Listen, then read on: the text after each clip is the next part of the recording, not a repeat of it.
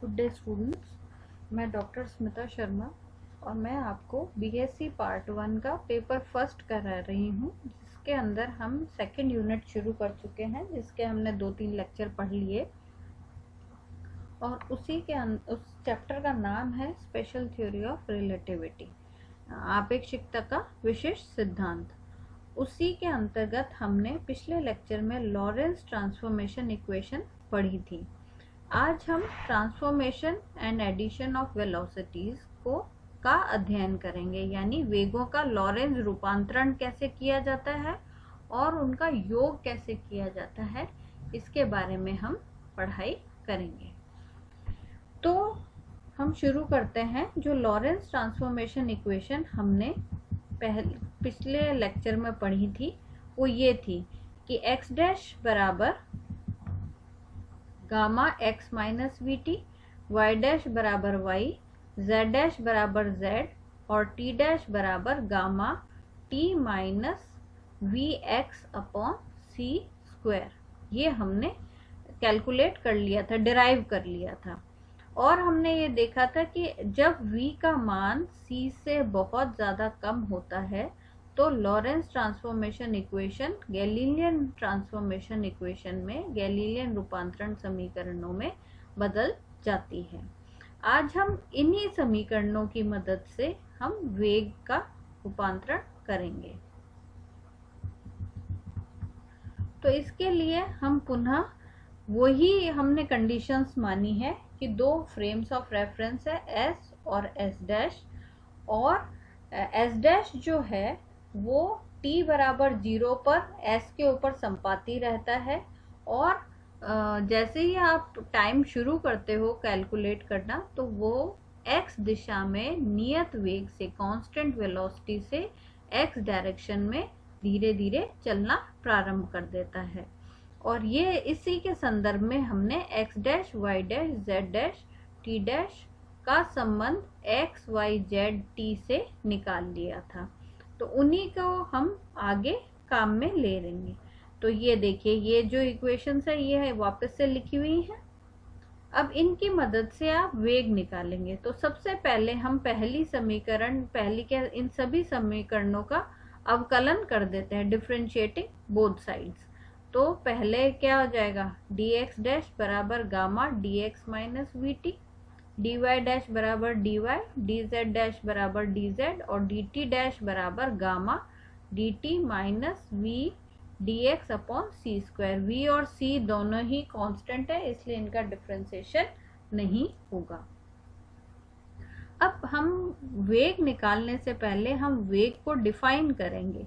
तो हम मान लेते हैं कि S फ्रेम ऑफ रेफरेंस में, S निर्देश तंत्र में जो वेग हैं तीनों दिशाओं में, उनको हम मान लेते हैं ux, uy और uz, और S डैश निर्देश तंत्र में जो तीनों वेग हैं उनका मान हम मान लेते हैं ux डैश, uy डैश और uz डैश। तो ux का मान क्या होगा, ux डैश का मान होगा dx dash upon dt, uy dash का मान होगा dy dash upon dt dash, और uz का मान होगा dz dash upon dt dash. ऐसे ux का मान होगा dx अपॉन dt, uy का मान होगा dy अपॉन dt और uz का मान होगा dz अपॉन dt। तो अब हमारे को संबंध क्या निकालना है, हमें संबंध यहाँ पर एक बार आप थोड़ा सा गौर कर लीजिए। यहाँ पे एक्चुअल में इन्होंने dt लिख रखा है, यहाँ dt लिखा हुआ है, यहाँ भी dt लिखा हुआ है, जबकि ये गलत है। इधर dt डैश होना चाहिए तीनों में, यानी u जो वेलोसिटी, ux डैश वेलोसिटी तब निकलेगी जब dx डैश का dt डैश के सापेक्ष अवकलन होगा, ठीक है। और ऐसे ही ux निकलेगा dx अपॉन dt से। तो ये चीज थोड़ा सा आपको ध्यान रखनी पड़ेगी। अब हम क्या करते हैं, ux डैश आपको निकालना है, तो इसके लिए हमें क्या चाहिए, dx dash upon dt dash.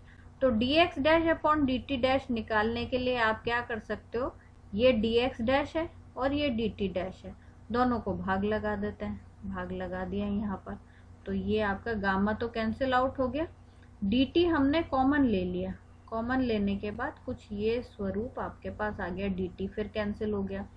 अब देखो dx अपॉन dt को हम ux लिख सकते हैं, ux लिख दिया, माइनस v लिख दिया, minus v ux upon c square.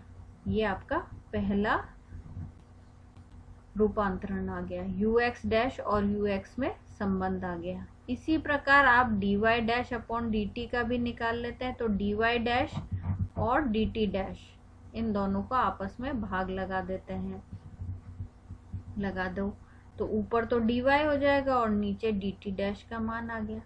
अब इसके अंदर भी हमने dt को कॉमन ले लिया, कॉमन लेने से ये कुछ ऐसा आ गया, तो dy अपॉन dt को हम uy लिख सकते हैं, uy लिख लिया, गामा रह जाएगा 1 minus v u x upon c square हो गया।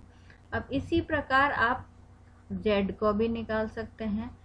अच्छा, इसमें इन्होंने कहा कि गामा जो है वो 1 upon under root 1 minus we square by C square होता है, तो अगर उसका मान रख देंगे तो वो ऊपर आ जाएगा, तो ये कुछ ये स्वरूप ले लेगा यू वाई डैश। इसी प्रकार से हम डी जेड डैश का भी निकाल सकते हैं, D Z dash upon D T dash, ये भी बिल्कुल ऐसा ही निकलेगा, डी है ना, D Z upon gamma D T और ब्रैकेट में टर्म, और इसको भी अगर हम अकॉर्डिंगली सिंप्लीफाई करेंगे तो आपके पास क्या आ जाएगा, अल्टीमेटली यू जेड डैश बराबर u z under root of 1 minus we square upon c square, और डिनोमिनेटर में टर्म आ जाएगी 1 minus v u x upon c square,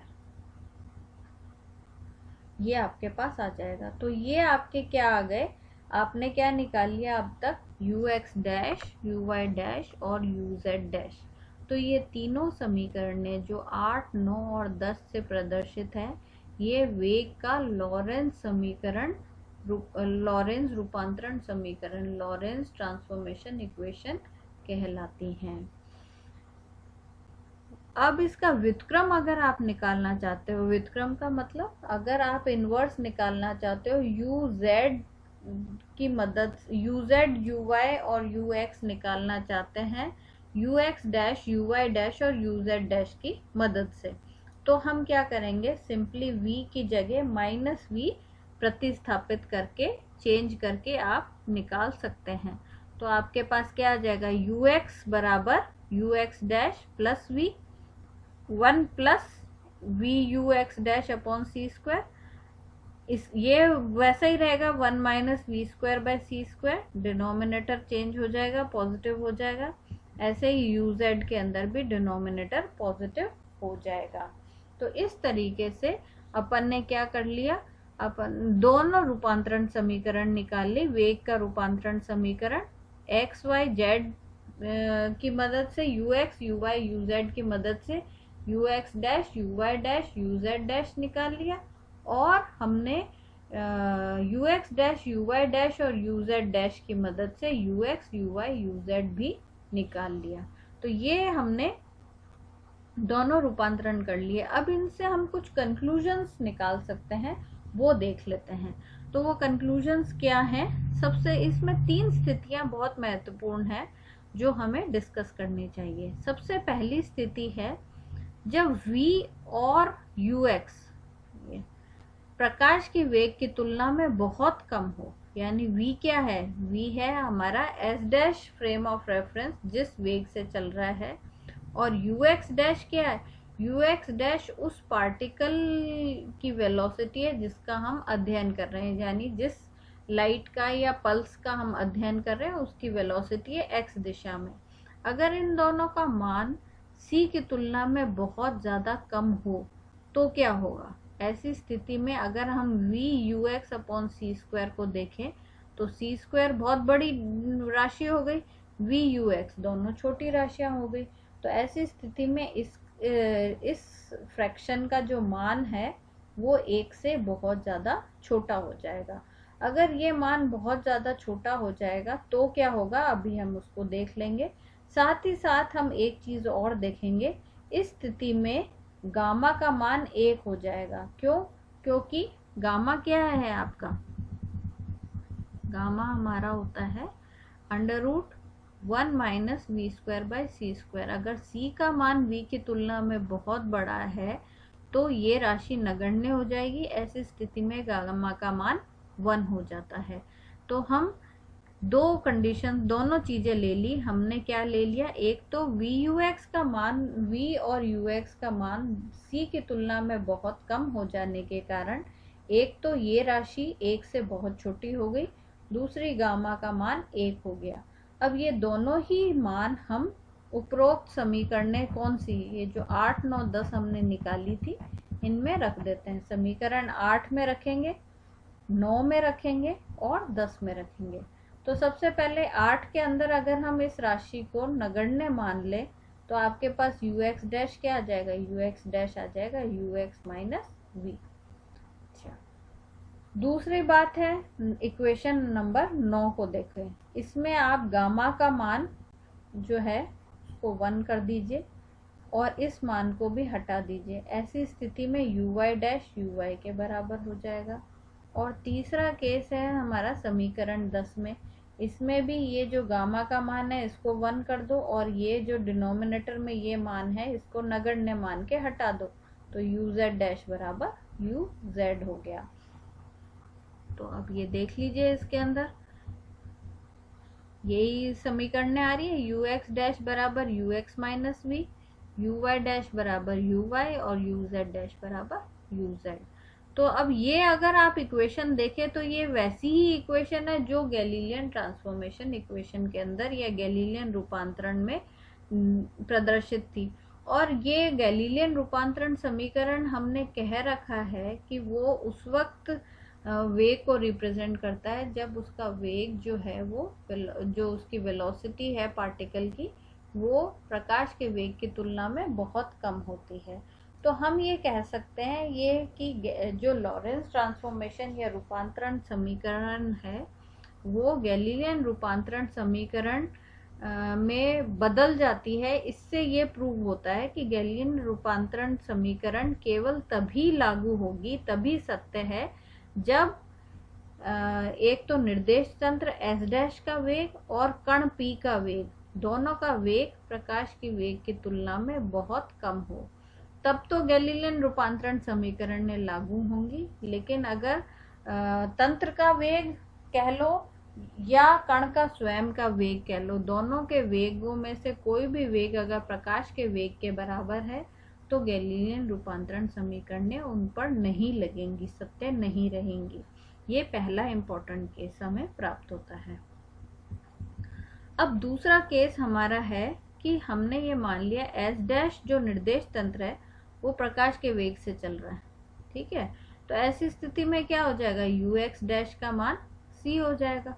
क्यों हो जाएगा, क्योंकि पार्टिकल अगर पी के अंदर बैठा है तो हमारा जो, नहीं हमने गलत बोल रही हूँ मैं, ये मान रहे हैं हम कि जो कण जो है वो खुद प्रकाश की वेग से गतिशील है।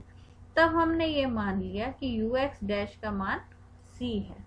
तो यू एक्स डैश का मान सी रख देते हैं, तो आपका जो फॉर्मूला है उसमें सी रख दिया, यहाँ सी रख दिया, और ये यू एक्स माइनस वी और ये ऐसा कैसा है। अब इसको सिंप्लीफाई करते हैं, पहले क्रॉस मल्टीप्लाई करके इसको सिंप्लीफाई करा। अब इसको स्टेप बाय स्टेप आप खुद करके भी देख सकते हैं कॉपी में। स्टेप बाय स्टेप अगर सिंप्लीफाई करते हैं तो हम वास्तव में क्या पाते हैं, यू एक्स बराबर सी मिल जाता है। तो इसका मतलब क्या हो गया, इसका मतलब ये हो गया कि एस निर्देश तंत्र में कण का वेग प्रकाश के वेग सी के बराबर ही होगा। यानी अगर वो कण सी प्रकाश के वेग से चल रहा है तो एस डैश फ्रेम में अगर उसकी वेलोसिटी सी है तो एस फ्रेम में भी उसकी वेलोसिटी सी ही दिखाई देगी। यानी अर्थात कण का वेग सभी जड़त्वीय निर्देश तंत्रों में प्रकाश के वेग के बराबर होगा तथा निर्देश तंत्रों के मध्य सापेक्ष गति पर निर्भर नहीं करेगा। ये इम्पोर्टेंट चीज हो गई। यानी अब एस डैश फ्रेम एस के सापेक्ष गति कर रहा है या नहीं कर रहा, इससे कोई फर्क नहीं पड़ेगा, पार्टिकल सी वेलोसिटी से ही चलता हुआ दिखेगा सारे इनर्शियल फ्रेम ऑफ रेफरेंस के अंदर। अब तीसरा केस हम कर लेते हैं, ये भी बड़ा इंपॉर्टेंट है कि यदि एस डैश निर्देश तंत्र का वेग v प्रकाश के वेग c के बराबर हो। अब मान लो फ्रेम जो है वो c वेलोसिटी से चल रहा है, तो क्या होगा? तो ux डैश बराबर ux माइनस c, हमने यहाँ पर c लिख लिया और इसको स्टेप बाय स्टेप सिंप्लीफाई करते जाते हैं तो ux डैश का मान माइनस c प्राप्त होता है। तो माइनस c प्राप्त होता है, इसका मतलब क्या हो गया? अर्थात जब किसी निर्देश तंत्र में कण के वेग v का प्रकाश के वेग c के साथ संयोजन किया जाता है तो परिणामी वेग c ही प्राप्त होता है। यानी इसका मतलब क्या हो गया? इसका मतलब ये हो गया कि ये ux डैश का मान c ये प्राप्त हुआ है, इसका मतलब क्या हो गया? इसका मतलब ये हो गया कि जो कण का स्वयं का खुद का वेग है वो भी c के बराबर ही प्राप्त होगा। तो ये चीज जो है ये एक बड़ा इंपॉर्टेंट रिजल्ट है। ये क्या रिजल्ट है? ये रिजल्ट ये शो करता है कि चाहे तंत्र का वेग c हो चाहे कण का वेग c हो, जो मैक्सिमम वेलोसिटी प्राप्त होती है वो c ही प्राप्त होती है। परिणामी वेग हर स्थिति में c ही हमें मिलता है। अतः वेग की अधिकतम सीमा जो प्रकाश का वेग c ही है। और ये एक इम्पॉर्टेंट प्रमेय है जिसे हम कहते हैं आइंस्टीन की वेग के संयोजन की प्रमेय। This is an important theorem which says that this is addition of velocity according to Einstein. This is Einstein theorem of addition of velocity, which says that the maximum velocity that a particle can attain is equal to the velocity of light.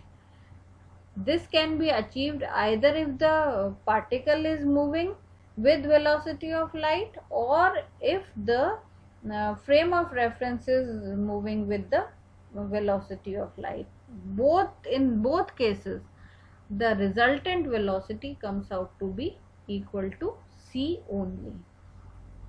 So in this lecture what we have discussed how to transform using Lorentz transformation equation. How can we obtain the transformation equations for velocities, and we have discussed the important theorem of addition of velocities.